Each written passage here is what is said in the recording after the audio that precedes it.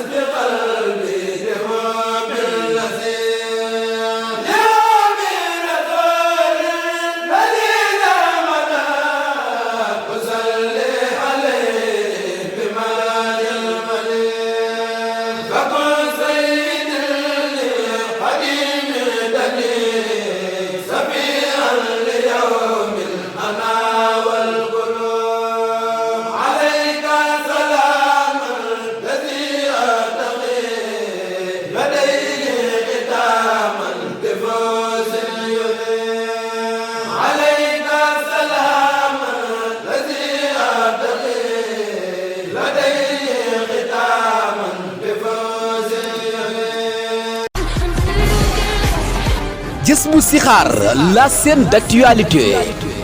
aboneel gaaw boo bëggee di jot suñuy vidéo moo xam nga nekk ci réew mi wala bitim réew. vidéo yi nu mu gaawee lañ koy indee ci tàng-tàng bi abonné leen te activé cloche de notification bi.